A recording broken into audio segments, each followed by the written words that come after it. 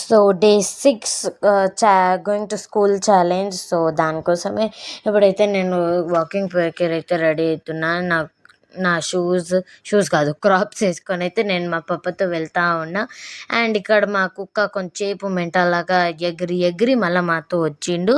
For only half దారికి అంతే, మళ్ళీ ఓపస్ వచ్చేస్తాడు వాడు. దాని తర్వాత ఈరోజు కొంచెం చాలా లేట్ అయ్యిండే వచ్చేసినాను నేను.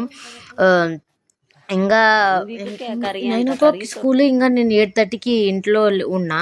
సో దాని తర్వాత అయితే స్నానం చేసుకొని ఫ్రెష్ అప్ అయ్యి నేను మమ్మీతో అయితే జడలు వేయించుకుంటున్నా. ఈరోజు అయితే 2 జడలు పైకి వేసుకోవాలా, ఇన్ని రోజులు కిందికి వేసుకుంటున్నా, లేకుంటే 1 ponytail వేసుకుంటున్నా. కానీ ఈరోజు నుంచి కంపల్సరీగా 2 జడలు పైకి వేసుకోవాలా. నేనైతే ఈడ రిబ్బన్ని అయర్న్ చేసుకున్నా, వాష్ చేసి అయర్న్ చేసుకున్నా అప్పుడప్పుడికే.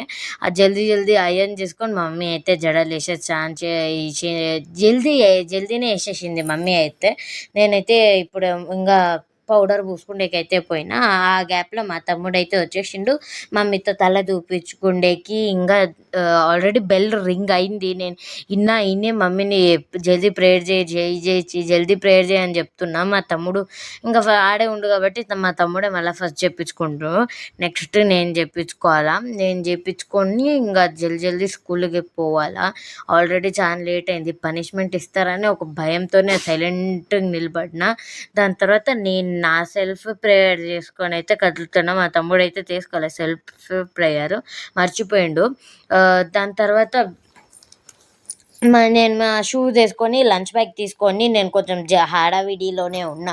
మా మమ్మీ అయితే వీడియో తీస్తుండే ఆగు అని ఆపిచ్చి మరీ తీసింది. అండ్ మా తమ్ముడికి పెన్ను లేకపోయింటే నేను పౌచ్ తీసుకొని పెన్ను తీసుకొని జల్దీ ఉరికేసిన నేనైతే స్కూల్కి. Okay, tata, bye bye.